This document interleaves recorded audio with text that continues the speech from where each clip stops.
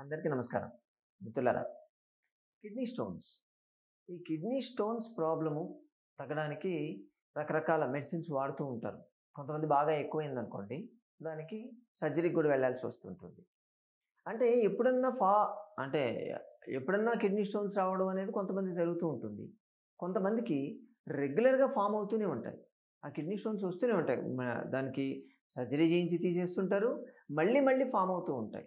అంటే కొంతమంది చెప్పేదేంటంటే, వాళ్ళ ఫ్యామిలీ టెండెన్సీ ఉంటుంది. దానివల్ల ఇలా వచ్చేటువంటి ఛాన్సెస్ ఉంటాయని చెప్తుంటారు.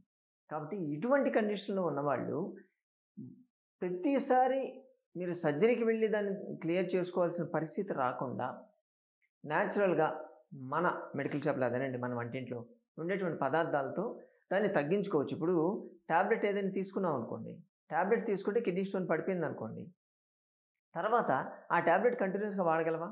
లేదు. ఎందుకంటే కిడ్నీ స్టోన్ ఉన్నప్పుడే అది పనిచేస్తుంది. రాకుండా ప్రివెంట్ చేసేటువంటి కెపాసిటీ దానికుండదు.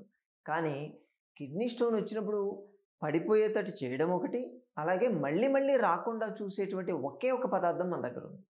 ఏందో తెలుసా? ఉలవలు. ఉలవల హార్స్ గ్రామ్ అంటారు దీన్ని. చాలా అద్భుతంగా పనిచేస్తాయి దీనికి. ఉలవలు తీసుకుంటే వేడి చేస్తుందని చెప్తుంటారు కదా! యాక్చువల్‌గా ఉలవలు డయూరిటిక్ లాగా పనిచేస్తాయి. అంటే మన బాడీలో ఉన్నటువంటి ఎక్స్ట్రా వాటర్‌ని బయటకు పంపిస్తాయి. ఎందుకు ఎక్స్ట్రా వాటర్ బయటకు పంపిస్తాయంటే, బాడీలో హీట్ ప్రొడ్యూస్ చేస్తాయి. హీట్ ప్రొడ్యూస్ చేసినప్పుడు మన బాడీలో ఉన్నటువంటి హీట్‌ని బయటకు పంపించాలి కదా! అందుకని బాడీ ఏం చేస్తుందంటే, యూరిన్‌ని క్రియేట్ చేసి ఆ హీట్‌ని తీసుకొని బయటికెళ్తుంది. అందుకని ఇది ఇండైరెక్ట్‌గా మన బాడీలో ఉన్నటువంటి వాటర్‌ని కూడా బయటికి తీసుకెళ్తూ ఉంటుంది. యూజువల్‌గా ఈ కిడ్నీ స్టోన్స్ ఉన్న వాళ్ళకి టెండెన్సీ ఏముంటదంటే, వాటర్ ఎంత తాగుతున్నప్పటికి కూడా అక్కడ డయూరిసిస్ అనేది జరగదు. రెండోది వాళ్ళే వాటర్ తక్కువ తాగడం జరుగుతూ ఉంటుంది. అందుకని అక్కడ ఫ్లో అనేది తక్కువ కావడం వల్ల ఏమాత్రం కొంచెం మన బాడీలో ఉన్నటువంటి కాల్షియం కావచ్చు, కార్బోనేట్ కావచ్చు వెళ్ళి అక్కడికెళ్ళి స్టోన్స్ లాగా తయారవుతూ ఉంటాయి. అందుకని కిడ్నీ స్టోన్ ప్రాబ్లమ్ వస్తూ ఉంటుంది. దీన్ని ఉలవలతో ఎలా తగ్గించుకోవాలో చెప్తాను నేనిప్పుడు. ఒక 200 గ్రామ్స్ 200 గ్రామ్స్ ఉలవలు తీసుకోండి.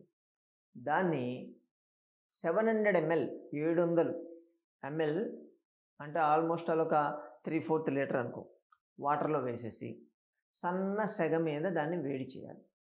ఎంతవరకు వేడి చేయాలి? ఆ వాటర్ అంతా కూడా మెల్లగా ఆవిరైపోతూ 200 ఎంఎల్ వాటర్ కావాలి. అంటే మనం వేసిన దాంట్లో 1/3 కావాలి. 200 ఎంఎల్ కషాయం అంటారు దాన్ని. అయిన తర్వాత దాన్ని ఉలవలు తీసేసేయండి. ఉలవలు తీసి పక్కన పెట్టేసి, దాంట్లో కొంచెం సైంధవ లవణం కావాలి. సైంధవ లవణం ఒక హాఫ్ స్పూన్ సైంధవ లవణం. దాన్ని దాంట్లో కలపాలి.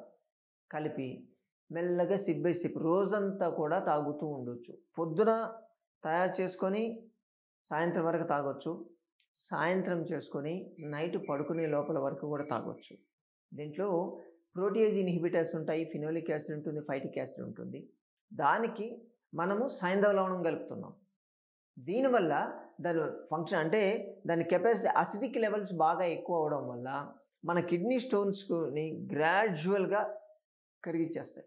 అవి అంటే సైజ్ తగ్గడం మీరు చూస్తారు. 5 ఉండేది కాస్త 3, 4 అలా మెల్లమెల్లగా తగ్గుతూ పడిపోతుంది. ఇది చేసేటప్పుడు ఇది ఆల్రెడీ డైరెటిక్ లాగా పనిచేస్తుంది కాబట్టి కాస్త దానికి సపోర్ట్ ఇవ్వాలంటే కొంచెం నీళ్లు ఎక్కువ తాగుతుంటే గంటకు ఒకసారి నీళ్లు గాని మీరు గాని తీసుకోగలిగితే కిడ్నీ స్టోన్స్ ఉన్నవి పడిపోతాయి.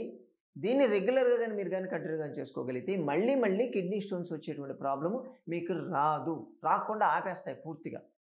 సరేనా? ఉలవలను కూర లెక్క చేసుకోవచ్చు. ఉలవలు గుగ్గిళ్ళు లెక్క తీసుకోవచ్చు. ఉలవ చారులాగా తీసుకోవచ్చు. మీ ఇష్టం ఎలా చేసుకున్నా పర్లేదు. మొత్తానికి కిడ్నీ స్టోన్స్ రాకుండా పనిచేసే ఒకే ఒక పదార్థం ఉలవలు. కదా! వాడతారు కదా! మరోసారి మరో వీడియోతో మళ్ళీ కలుసుకుందాం. నమస్తే.